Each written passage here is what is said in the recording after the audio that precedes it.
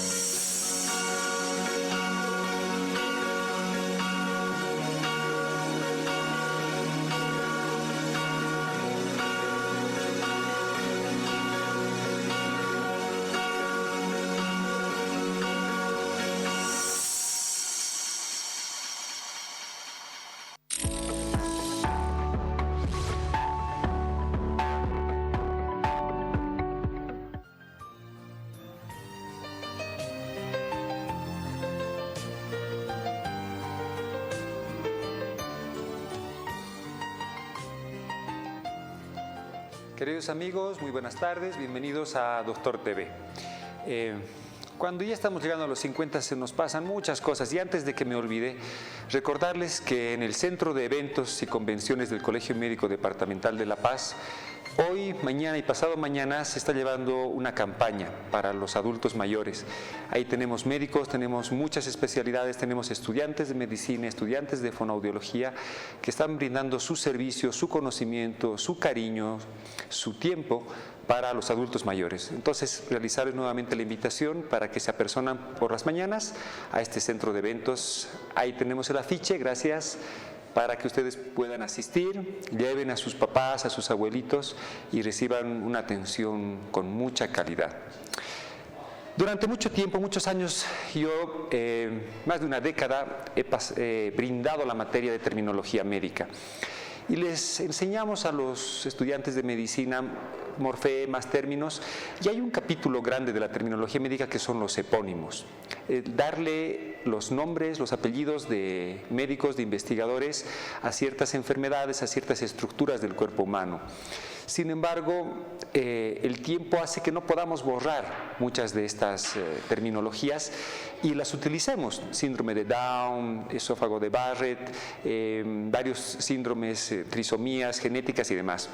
Y sobre el esófago de Barrett habíamos quedado la vez anterior que nos acompañó nuestro amigo Cristian con algunas preguntas. Es por eso que lo hemos vuelto a invitar. Con nosotros tenemos a Cristian Bedregal, un amigo siempre del programa, para que podamos absolver algunas preguntas sobre esta patología, el esófago de Barrett. Bienvenido, Cristian. Gracias por aceptar estar con nosotros nuevamente. Gracias por la invitación nuevamente. ¿Cómo están, amigos de Doctor TV? Bueno, yo soy el doctor Cristian Sandoval Bedregal, gastroenterólogo endoscopista, y bueno, vamos a hablar el día de hoy y continuar con el tema que hemos tratado, que es el esófago de Barrett. Y bueno, no es nada más que definir que es el reemplazo de las células escamosas del esófago en la parte distal, que son normales, por células columnares metaplásicas, las cuales se pueden ver a través de una endoscopía, ¿no?, en la juntura justamente gastroesofágica, que es mayor a 1 centímetro y que evidentemente tiene que ser corroborada por estudios anatomopatológicos por una biopsia. ¿Es muy frecuente? ¿No es muy frecuente? Bueno, últimamente se está volviendo mucho más frecuente. ¿Por qué? Bueno, epidemiológicamente en los años 2010, 2015 había, ¿no?, un porcentaje de 1% de las enfermedades, de esta enfermedad que se presentaba en las personas y que se incrementaba a un 3% cuando presentaban también reflujo gastroesofágico crónico. Pero esto era en el 2010 y 2015 y no existen estudios continuos, que lo voy a explicar más adelante la razón, pero que se ve incrementado esto cuando existen valores predisponentes, como por ejemplo que seamos varones, mayores de 50 años, la obesidad o un índice de masa corporal igual o mayor a los 50 años, a 35, y evidente también que yo le añado 2 factores predisponentes más, que son el tabaquismo y también el alcoholismo, que nos ayuda también al reflujo gastroesofágico y por ende también al esófago de Barrett. ¿Por qué es importante? ¿Por qué lo traemos a cotación? Porque el esófago de Barrett es una característica premaligna del adenocarcinoma de esófago. Es una etapa anterior. Entonces, por eso es tan importante poder tomarlo en cuenta, porque cada vez más se evidencia y se diagnostica bajo endoscopía el reflujo gastroesofágico, y este es un pie antes, ¿verdad? Viene el reflujo gastroesofágico, esófago de Barrett, y esto es antes del adenocarcinoma de esófago. La endoscopía es nuestra principal herramienta para el diagnosticar. Totalmente. Pero primero vamos a hablar de los síntomas que vienen, ¿no? El paciente viene a la consulta inicialmente por este dolor en epigastrio, que ellos le llaman la boca del estómago, ¿no? Doctor, tengo dolor en la boca del estómago, me arde, me duele, como y siento ese dolor por atrás que pirosis, ¿no? Entonces, ellos sienten primeramente. No olvidemos que el esófago de Barrett es un hallazgo endoscópico. Nadie viene y dice, doctor, vengo acá porque tengo esófago de Barrett, ¿no? Claro. Generalmente viene, doctor, tengo gastritis, me han diagnosticado Helicobacter pylori, vengo para mi control de Helicobacter. Tengo gastritis, ya vienen con el diagnóstico, ¿no? Nos gusta decir a todo gastritis, ¿no? Sí, totalmente, ¿no? Y es un término, como lo sabes, es un término netamente endoscópico. Una vez que ves, dices, bueno, esto es gastritis, ¿no? Entonces vienen con ese diagnóstico del doctor Google. Yeah. Entonces dice, doctor, tengo gastritis, quiero hacerme una endoscopía. Entonces, y se la realizan, y es cuando ingresas a través del esófago, donde ves estas lesiones que generalmente son de asa larga o asa corta, como se ve, ¿no?, en el endoscopio, y que esto en algunos textos nos indican si esto es crónico o agudo. Dicen, no, si es de asa larga es por un proceso crónico, si es de asa corta es un proceso agudo, pero otras bibliografías nos muestran de que existen esófago de Barrett de asa larga, pero con una acidez estomacal normal. pero estos mismos estudios no nos muestran diferentes tipos que han tomado en cuenta, parámetros que han tomado en cuenta, como por ejemplo la obesidad, pacientes colecistectomizados, que generalmente son los que tienen reflujo de bilis y nos producen gastritis alcalina, no gastritis ácida, y por ende reflujo gastroesofágico y también el esófago de Barrett. Sí, si algún paciente tú le haces una endoscopia y dices es un hallazgo y encuentras esto, ¿cuán terrible es el diagnóstico? O sea, es primordial. O sea, las bases para poder tener un diagnóstico primeramente tienen que ser, son los dos pilares, la endoscopía y luego el estudio anátomo-patológico, tomar la biopsia. Son los dos pilares para poder diagnosticar eso. Pero es muy peligroso, o sea, si te dicen, o sea, si a mí me dicen, a mí no me gusta para comenzar que me hagan endoscopia, porque tragar esa cosa, la única vez que me han hecho, le he puesto 2 cruces, no sé si realmente será tan malo en todos los pacientes, pero si digamos, alguien me está haciendo una endoscopia, tú me estás haciendo una endoscopia, y me encuentras esófago de Barrett, debería preocuparme, porque tú me has dicho lesión premaligna, entonces ya de por sí tengo miedo que me diagnostiques eso. ¿Qué es lo primero que debemos hacer? Es una vez que el endoscopista, el gastroenterólogo, realiza el procedimiento y ve este alargamiento, como digo, mayor a 1 centímetro que se encuentra entre la unión gastroesofágica, es determinar si existe displasia o no, como podemos ver acá. En esta imagen podemos ver en la unión gastroesofágica está por encima de lo que debería ser, ¿no? Lo que llamamos en anatomía y los estudiantes de medicina y algunos colegas van a acordarse de la línea Z, que es justo la unión, esa línea que puedes ver entre ese color asalmonado y rosado que existe, esa línea es la línea Z, que generalmente debería estar a 40 centímetros de la arcada dental. Por eso los endoscopios vienen marcados con centímetros. Entonces, cuando llegas a 40 centímetros debería poderse observar la línea Z, pero en este caso, como podemos ver en la imagen que nos muestran, esta está por encima de los 40. Eso quiere decir que es menor, o sea, se ve a los 35 centímetros, a los 34 centímetros, eso quiere decir que está 4 centímetros por encima. Esta, como se puede ver, es una lesión, y al tomar y al hacer cromoendoscopía igual, se toman biopsias, ¿ya? Y con estas biopsias, pues se manda a anatomopatología y ellos nos van a determinar el grado de displasia que exista. Entonces, este es el punto cero, el punto de partida para poder diagnosticar si es que esto va a ir a más o menos. Ahora te voy a explicar por qué se debe hacer un control y cómo otros están en contra. ¿Ya? Pero esto es lo primordial. No debería existir un estudio endoscópico donde se encuentran estas lesiones y no tomar una biopsia. Ya. Es un error. No debería. Ya. Pero generalmente uno realiza la endoscopía porque, doctor, siento gastritis, doctor, tengo nido de helicobacter. Entonces, evidentemente, lo nombra, pero no toman la biopsia. Entonces va al estómago y evidentemente no hacen su diagnóstico gástrico, pero no toman las biopsias necesarias muchas veces. O le fallan, digamos. Porque no, también... Ahora te voy a indicar por qué, saltándonos un poco la razón por la cual. Como te digo, en 2015 hasta 2010, el estudio era del 1% de la población que presentaba esófago de Barrett.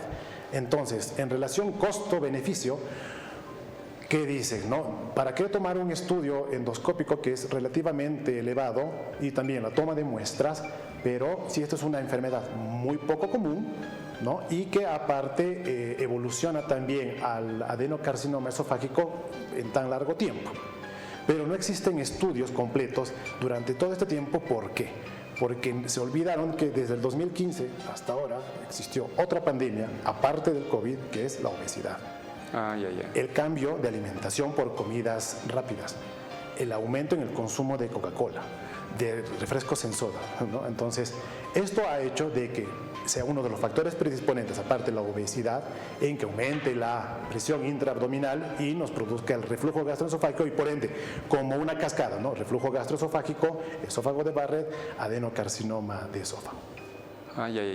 Pero, ¿y ahorita qué hacemos? Tenemos el diagnóstico, tenemos la clínica, has hecho la endoscopia, has hecho la biopsia, se está procesando la muestra, el paciente ya está un poquito asustado por el diagnóstico.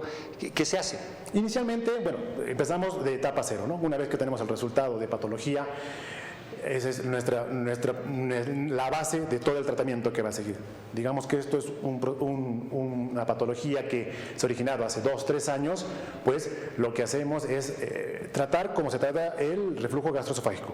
Le damos IVPs, ¿verdad? Para disminuir la acidez, y al disminuir la acidez disminuimos el daño que existe dentro del esófago. Es nuestra principal arma terapéutica. Al principio, ¿no? Cuando ya existen casos más severos porque no le han tomado biopsia o son casos más graves, pues existen diferentes tratamientos endoscópicos que vamos a explicar más adelante. Ya, a ver, nosotros siempre lo que más nos interesa es que ustedes nos escriban, nos realicen sus consultas y que nuestro experto, nuestro especialista sea la persona que vaya absorbiendo cada una de nuestras dudas. Yo he visto que toman de todo y de nada omeprazol, o les recetamos en muchas especialidades de todo y de nada. Lo hemos charlado contigo y me parece que quedó cosas muy claras. Pero el utilizar estos medicamentos o algunos de los medicamentos automedicándose el paciente, ¿puede ocasionar estas lesiones? ¿No? No. Bueno, el uso de IVPs se puede usar por periodos prolongados. Es más, el tratamiento para el esófago de Barrett es relativamente prolongado, de entre 2 a 3 meses, pero esto no quiere decir de que lo va a tomar de por vida, ¿no? Porque ya nos vienen las complicaciones, la toma de los IVPs, pero no es que nos va a producir un esófago de Barrett. El esófago de Barrett son por causas bien comunes. Primero, además es terapéutico para este caso. Totalmente, pero dentro del tratamiento medicamentoso en una etapa inicial, no olvidemos que, bueno, y me sonaba contradictorio cuando llevábamos esto en la facultad, en que se usa también inhibidores de la COX-2, por ejemplo, que generalmente cuando una persona tiende a tener gastritis, pues dice, no vas a tomar aspirina, ácido acetilsalicílico, no. Exactamente, ¿por qué? Porque aumenta la secreción ácida del estómago, pero sin embargo, en el tratamiento del Barrett se da un IVP con inhibidores de la COX-2. ¿Por qué? Porque tiene efectos que evitan la neovascularización, por ejemplo.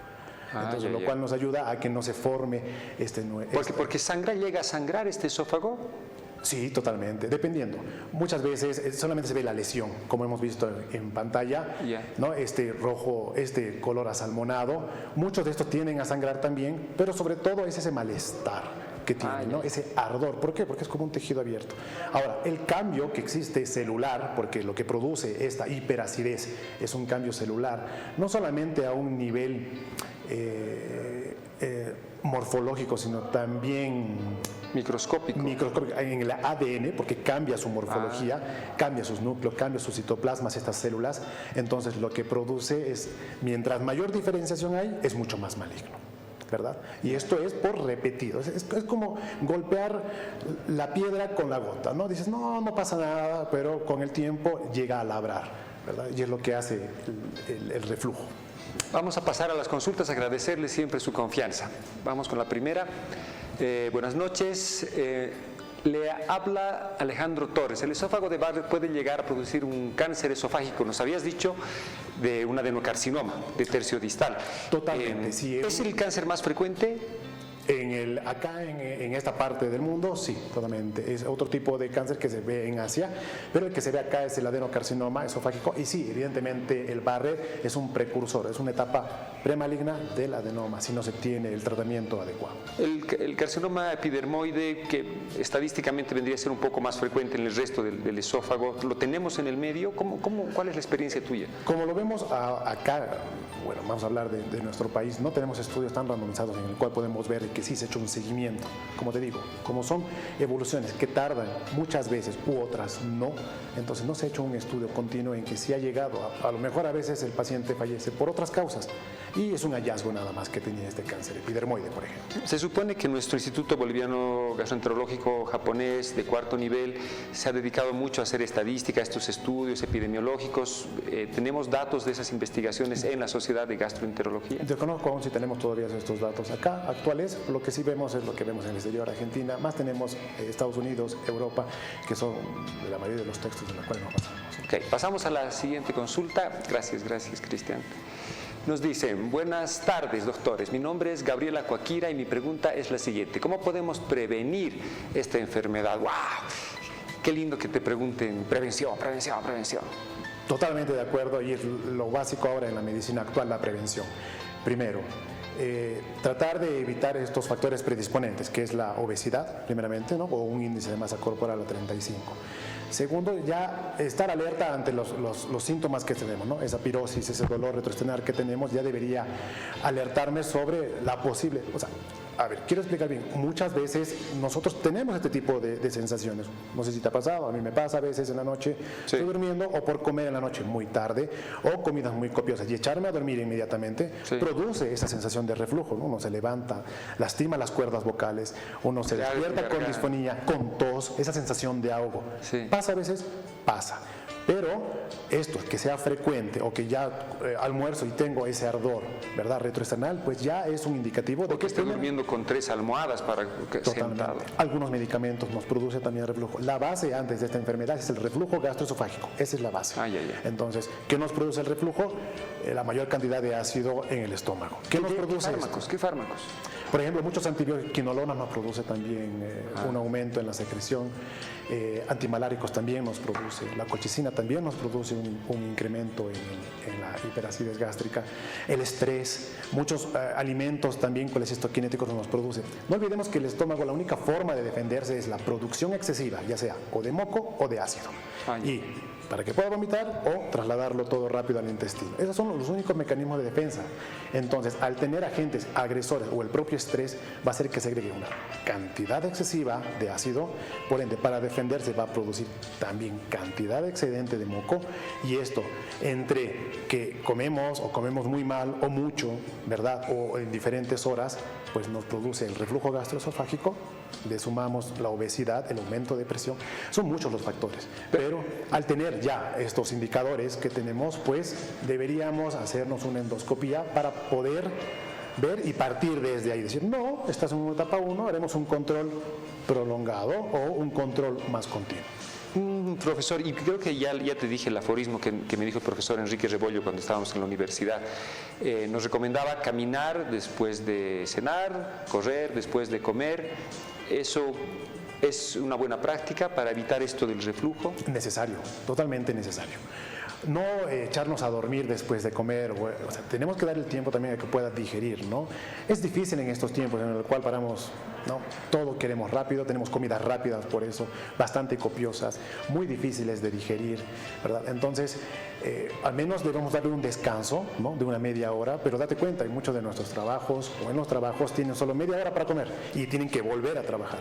Entonces, hay que crear un hábito, al menos en la noche, ¿no? De poder cenar y de poder descansar, no directo a la cama, claro, donde está todavía digiriéndose el alimento y, bueno, existe este reflujo, ¿no? Ok, pasamos, me parece que tenemos pregunta. Ok, gracias. Buenas tardes. Mi pregunta es si existe algún tratamiento farmacológico recomendable o solo el tratamiento es quirúrgico. ¡Ay, Sabrina! Todo piensa que es quirúrgico. No, y al menos... bueno, nos has dado unas guías de tratamiento farmacológico con... Esto es en una fase inicial. ¿Por qué es necesario determinar si existe displasia o no? Porque el tipo de displasia nos va a determinar cómo actuar y también cuántas capas ha tomado del esófago. No olvidemos que tenemos mucosa, muscular, serosa. Mientras más haya socavado, pues evidentemente el tratamiento va a ser mucho más agresivo. Llegamos a la cirugía en la última instancia, que es una esofagectomía total, ¿verdad?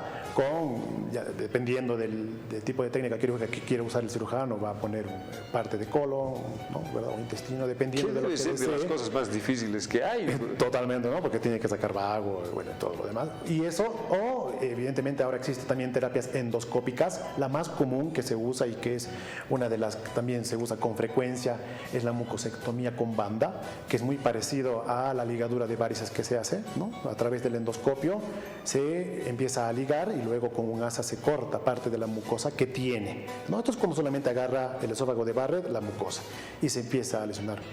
Después de unos días vuelve a crecer nuevamente la mucosa escamosa que debería ser. O también existe la ablación por radiofrecuencia, que es mucho más complicada. En muchos textos lo recomiendan, otros textos no, porque después existen recidivas, pero una de las mayores complicaciones de las ablaciones que existe por radiofrecuencia también es la obliteración nuevamente del esófago, ¿no? Porque quema de forma radial 360 grados. Pero esto se hace, como te digo, endoscópicamente, o sea, no está en quirófano, no, se puede hacer Despierto. despierto. Pero esa mucosa vuelve a ser el epitelio esofágico. No en todos los casos, porque en muchos casos el epitelio columnar metaplásico se queda por debajo y crece el epitelio escamoso por encima. Ah, ya. ¿Verdad? Entonces se hace ecoendoscopía, evidentemente, también para poder determinar. En muchos de los casos que son bien superficiales se hace esto y quema y vuelve a crecer el epitelio escamoso. Ok, a ver, no sé si tenemos otra consulta. Sí, a ver, buenas tardes, doctores. ¿Podría presentarse un esófago de Barrett en personas que hayan tenido cáncer de estómago? La señorita Varinia Landívar, la señora Varinia Landívar. Sí, es posible. La persona que haya presentado cáncer de estómago y dependiendo del tratamiento que no olvidemos que el primer paso para que se produzca o se presente el esófago de Barrett es el reflujo gastroesofágico. Ok. ¿Ya? Entonces, ¿cuál es la primera? Tratar el reflujo gastroesofágico para que desde inicio no exista un Barrett. Entonces, cuando la persona tiene el reflujo, generalmente van a cirugía, no les hace fundoplicatura, todo para que no haya este reflujo, ¿verdad? Ya. Por cirugía. Muy bien. Pero no siempre está asociado a una hernia por desplazamiento, o sea, No siempre, pero tiene que haber reflujo, porque es este contenido gástrico ácido que pasa al esófago que produce este cambio, primero morfológico y luego ya a nivel ya. fisiológico, ¿no? Ok, y con este asunto del cáncer de estómago, ¿hay mucho cáncer de estómago en nuestro medio? Sí, la verdad, lastimosamente se puede detectar ya en etapas muy avanzadas.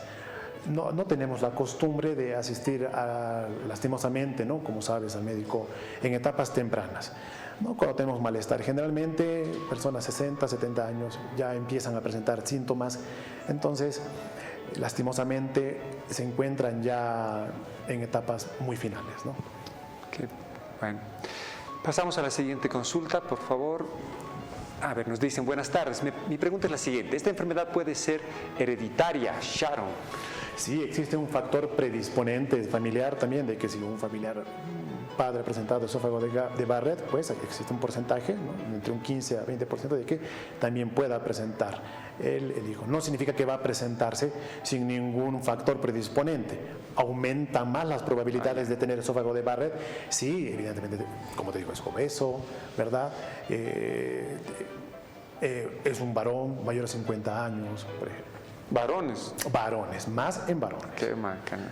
Pasamos a la siguiente consulta. Nos dicen buenas tardes. Quisiera saber si el esófago de Barrett está relacionado al constante consumo excesivo de sustancias o alimentos calientes. No tenemos algo determinado con respecto a sustancias calientes. Sí he visto algunos estudios que no han sido evidentemente demostrados de que el consumo de algunos líquidos calientes, ¿no? La sopa muy caliente porque no está acostumbrada a nuestro cuerpo 36. No olvidemos que el cuerpo se va adecuando. La parte del esófago de Barrett, el inicio es que se adecúa a algo que no estaba ahí, que es el líquido, ¿no? Que es el contenido gástrico que vuelve al esófago, ¿no? Por su acidez. Entonces se va adecuando. No es que tenemos algo constante o tomamos líquido 24/7, constante me refiero, ¿no? De líquido. O sea, generalmente pasa por el esófago y llega al estómago. Entonces su paso es muy rápido, hablamos de segundos o milisegundos, que tiene este paso por el esófago, ¿verdad? Por el peristaltismo.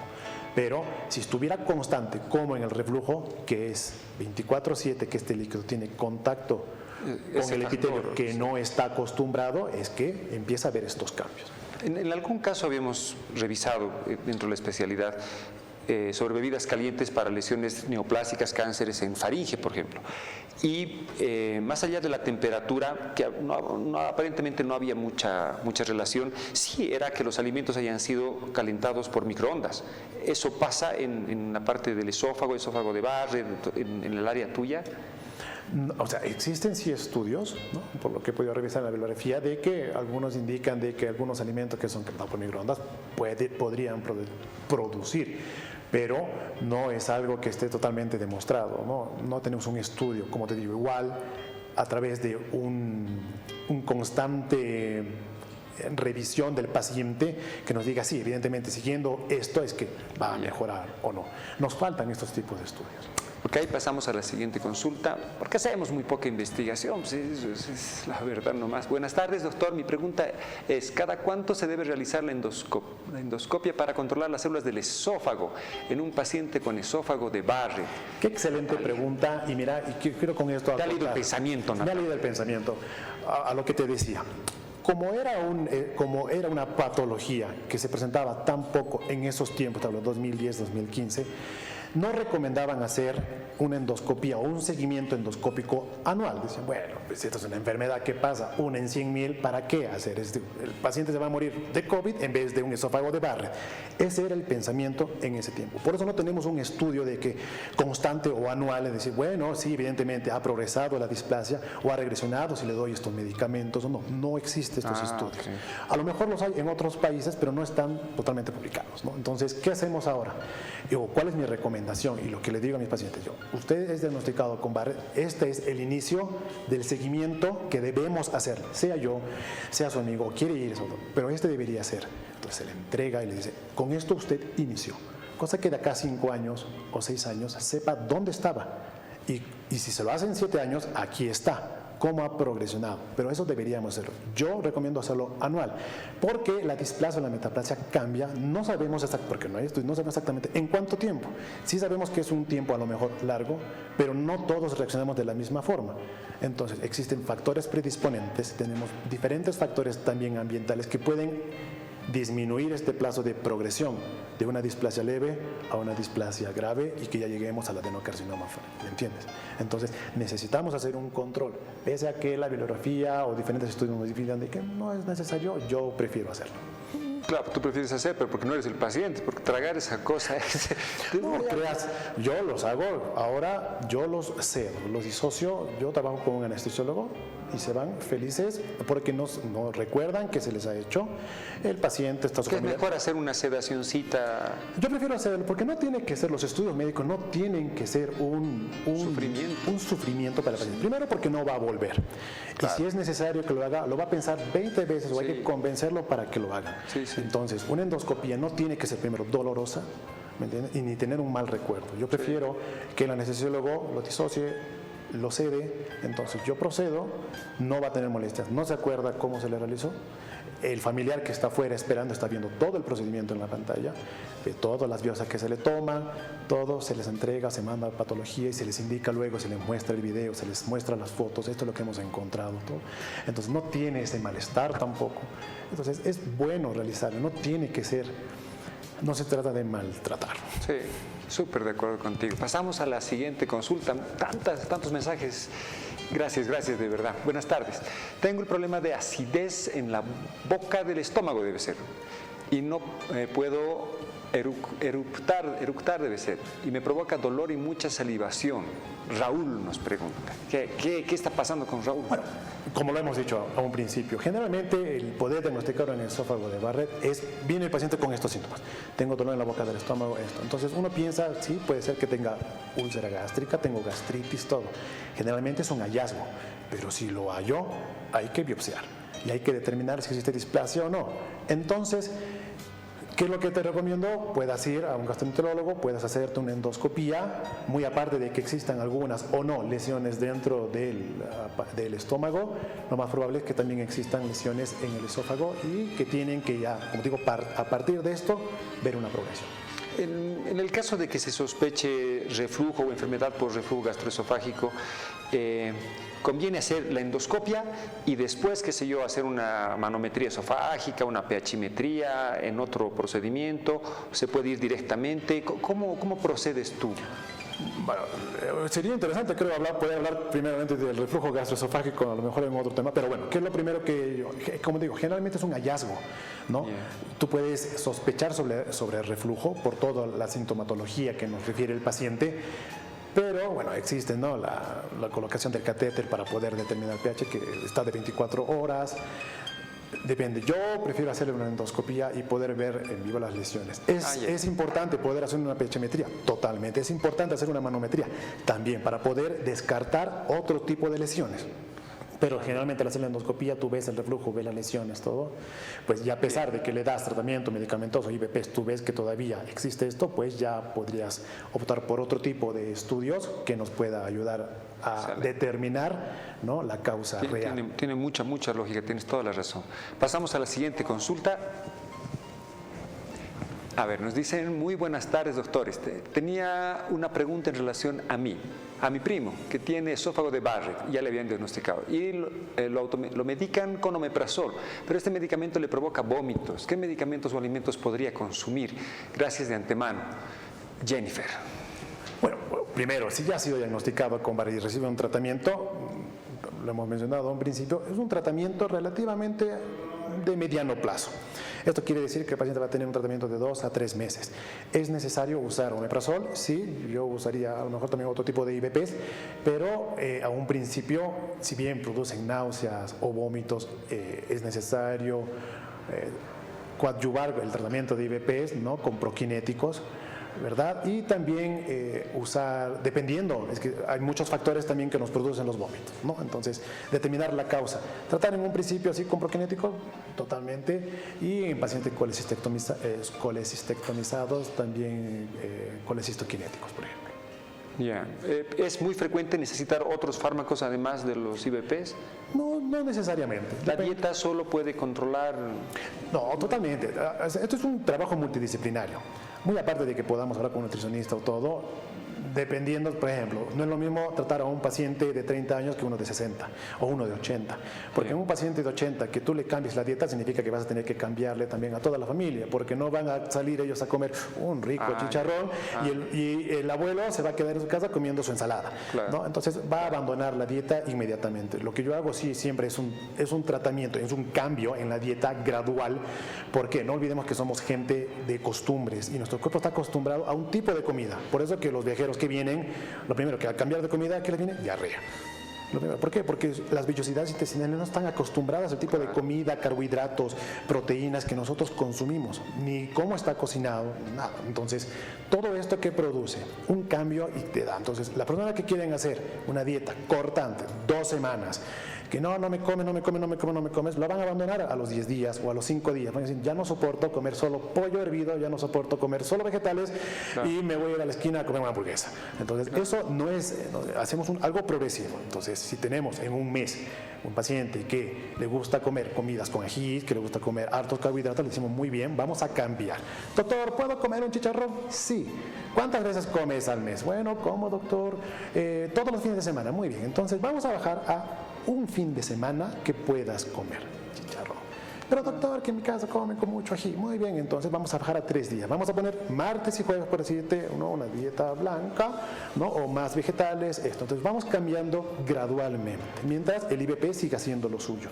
¿Por qué? Así voy a tener una mejor respuesta del organismo, no voy a tener abandono en la dieta, y mientras va recuperándose el epitelio del estómago, entonces vamos a llegar a una meseta, que es lo que yo quiero llegar, para que luego ya no le cueste tanto cuando ya le vaya restringiendo de a poco y su cuerpo se va a acostumbrar y va a tener una mejor respuesta a todo el tratamiento global.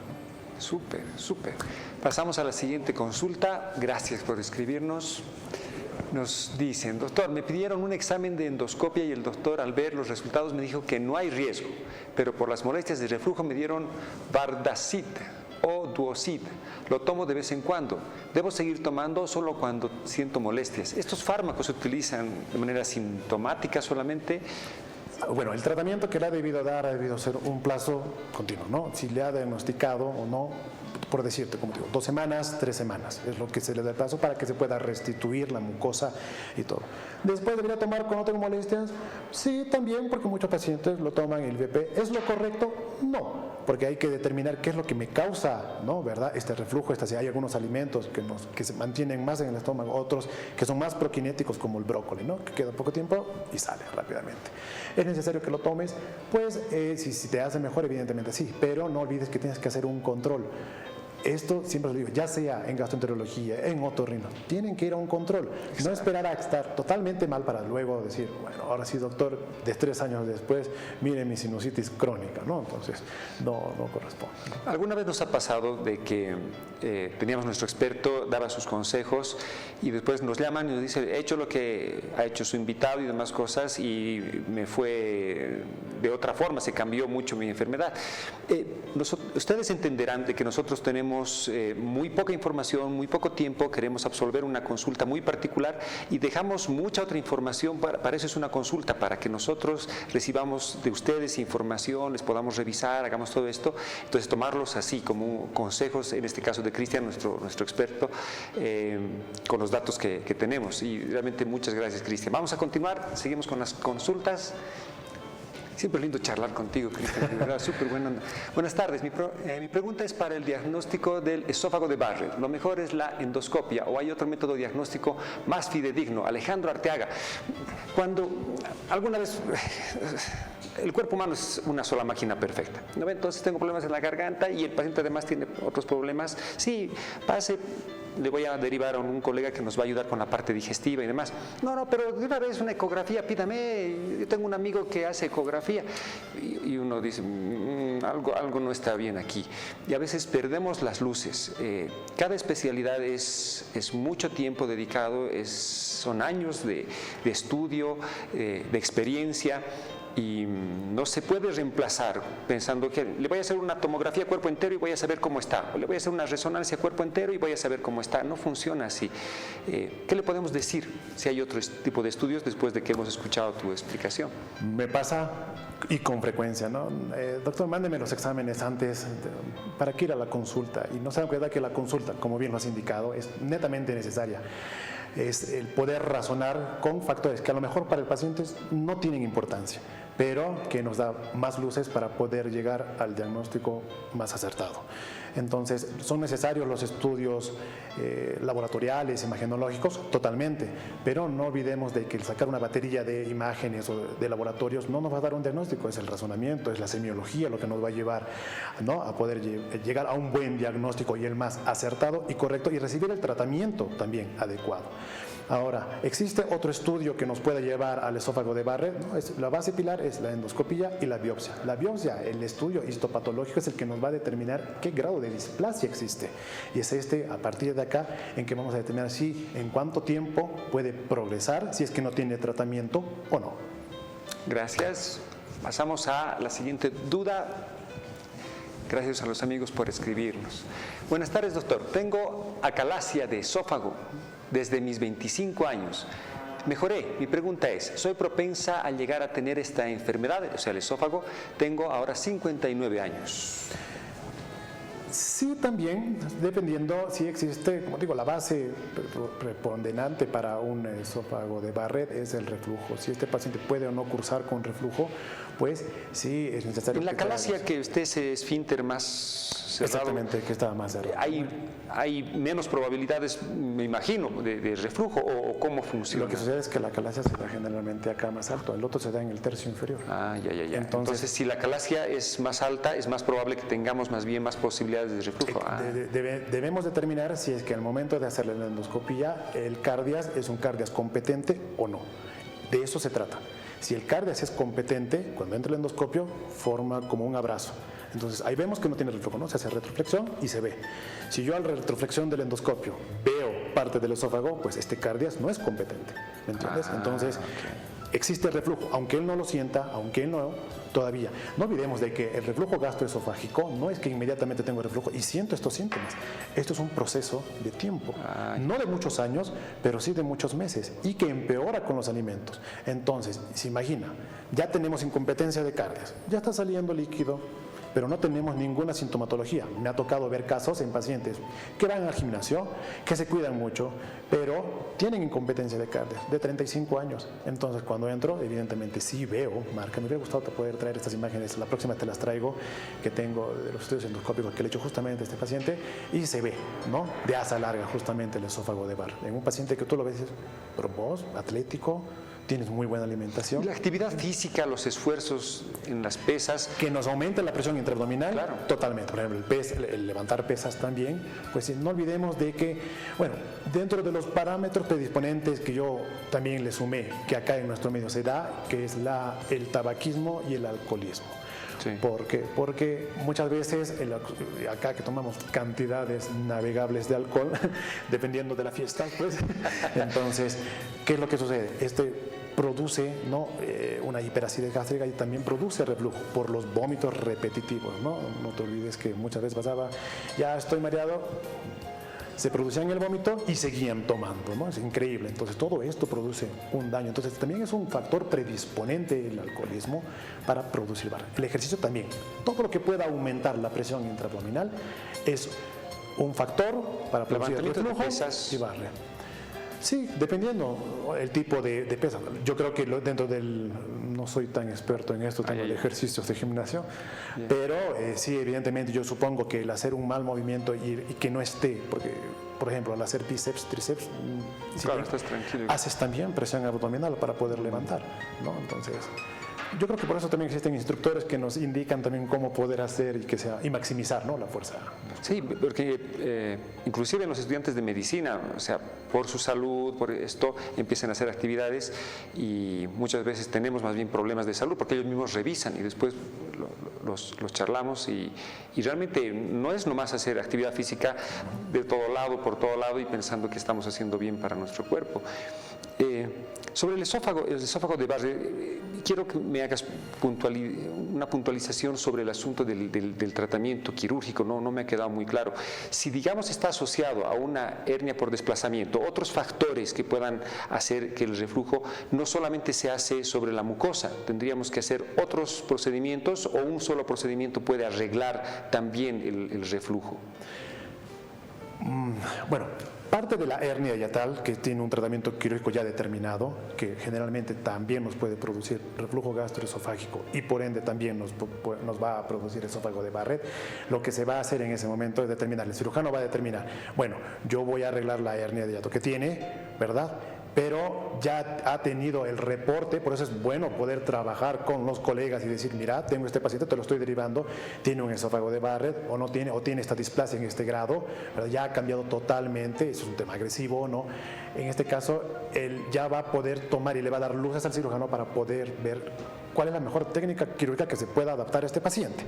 No puede hacer las mismas para todos, porque puede ser que tenga hernia de hiato, pero tiene un esófago de Barrett inicial, por ejemplo. Entonces lo único que tiene que hacer es resolverme la hernia de hiato, por lo cual también eso me va a ayudar a resolver el Barrett. ¿Y tratamientos endoscópicos existe la posibilidad de hacer, o sea, sin tener que abrir o ser muy agresivos? ¿Qué opciones se le puede brindar a un paciente en promedio? Yo sé que me has dado una explicación que hay muchos procedimientos y cuánta displasia hay, pero en promedio. Se pueden hacer la gran mayoría, todo depende del grado o en la etapa en la que se haya descubierto el Barrett, ¿verdad? Entonces, ya con el estudio anatopatológico nos dice, muy bien, estamos en un grado 1, grado 2, digamos, entonces podemos hacer ablaciones. Te digo, la mucosectomía con banda es Eso se hace acá en Bolivia. Se hace acá en Bolivia. Es espectacular y tiene muy buen resultado, ¿no? Entonces ya existen otras técnicas, como te digo, la ablación por radiofrecuencia, ¿no? Con 360, se infla un globo y quema todo el esófago en su totalidad, ¿no? Dependiendo del tamaño que uno ha medido, y la presión que se infla ya está programada dentro de la máquina, que es muy buena, lo hemos llevado en un curso, está muy bien, pero también tiene sus contraindicaciones, no es del 100% efectiva, ¿ya? Pero existe, y lo que quiero que la gente, existe diferente tipo de tratamiento cuando ya ha sobrepasado los grados aceptables de un Barrett. Alguien está en tu consultorio, se está haciendo la endoscopia, los familiares están afuera mirando en directo la endoscopia. Miran y es posible decir, este es esófago de Barrett, o no hay otro diagnóstico diferencial de decir, no, esperaremos el resultado de la biopsia o tenemos esta otra sospecha. ¿Es tan fácil así mirarlo? No, es parte de, no es netamente solamente endoscópico. Como ¿Qué otros diagnósticos? Tiene que tomar, sí, más que nada es el reflujo gastroesofágico, de poder determinar, porque como tú hemos podido ver dentro de las imágenes, tenemos, ¿verdad?, estas asas largas, ¿verdad?, que es patognomónico, te puede decir, característico de un esófago de Barrett. ¿no? Lo que nos va a determinar es la anatomopatología, porque va a ver ese cambio morfológico celular que tiene. ¿Qué conceptos finales nos puedes dar sobre esta patología? Yo sé que cada vez que te entrevistamos nos empiezan a llegar preguntas y se nos hace más grande y se nos quedan muchos temas para la siguiente, pero sí yo no quiero pasarme a otros temas que nos están escribiendo nuestros amigos, a los cuales agradezco sus preguntas, porque vamos a tener a Cristian nuevamente en el programa para hablar sobre los temas, pero no quiero que te vayas sin que puntualices las perlas, las cosas más importantes de esta enfermedad que hoy día nos has traído con tu conocimiento. Para llevar a casa, entonces, primero es no dejar de lado los síntomas, es no esperar a que pasen o pensar de que fue solo tema de la comida o indigestión, algo que es tan continuo. Nos pasa así, y lo hemos comentado, de que de alguna vez tenemos un reflujo, es normal, por lo que comemos muy tarde y nos recostamos. Que es lo primordial, notar nuestros síntomas. Nuestro cuerpo habla, entonces si tenemos esta molestia constante y comiendo alimentos al mediodía y no solamente de noche, pues visite al profesional, al gastroenterólogo, ¿no? Si es necesario hacer una endoscopía, es necesario hacerla para poder determinar. Otra cosa, los IBPs, si bien ya lo hemos hablado también en el tema que hemos tocado anteriormente de IBPs, son muy buenos, sí, hay que saber tomarlos, ¿no? Y también el dar espacios. Tanto como cuando hablamos de estreñimiento, tener espacios para poder ir al baño, tenemos que tener espacios para poder merendar, desayunar, no tan rápido, ¿no? Tener un tiempo especial. Y si es de noche, mucho mejor. ¿Dónde te encuentran los amigos? Me encuentran en San Miguel. Bueno, primero me encuentran en Facebook como Gastroenterology Chirurgy, que es el nombre del centro. ¿Qué se llama? Gastroenterology Chirurgy. Está en noruego. Yeah. O como doctor Cristian Bedregal me encuentran en Facebook. Y estoy en San Miguel, en el edificio TC Center, en el piso 4, oficina 4B. Estamos dispuestos a atenderlos en la mañana y en la tarde. En la mañana se hacen los procedimientos endoscópicos y por las tardes también podemos atender las consultas. Si de algo vale un consejo de su amigo es que confíen. Yo he tenido el placer de compartir pacientes, de derivar a Cristian algunos pacientes que teníamos en la consulta y están realmente muy contentos y eso da la calidad de persona, de profesional que es Cristian. Para terminar, recordarles, amigos, que hoy ha empezado el primer día de los eventos de la Brigada Médica del Colegio Médico Departamental de La Paz. Tenemos mañana y pasado en la mañana con actividades con muchas especialidades, con estudiantes de medicina, estudiantes de fonoaudiología y mucha gente que quiere ayudar a los adultos mayores. Les esperamos, lleven a sus abuelitos, vayan. Háganse revisar, háganse atender. Queremos hacer los diagnósticos lo más temprano posible, darles consejos de salud. Ahí tenemos la información, todas las especialidades que tienen ahí. Tenemos otorrino, que eso es buenísimo. Siempre nosotros estamos ahí para ayudar y agradecerles siempre su sintonía, su cariño, las preguntas que nos hacen, la confianza y será hasta pronto. Que les vaya muy bien. Gracias.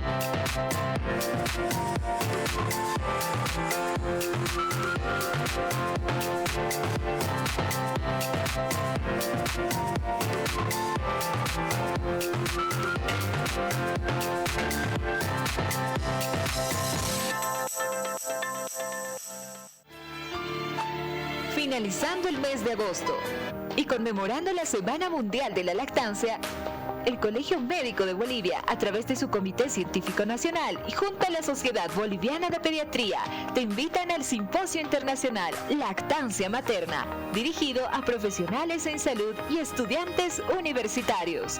El evento se llevará a cabo los días martes 30 y miércoles 31 de agosto, desde las 19 horas hasta las 22, porque apostamos por la capacitación científica. Tendremos invitados desde Estados Unidos y México, al igual que grandes profesionales bolivianos. Mayores informes, comunícate al 795-91-111.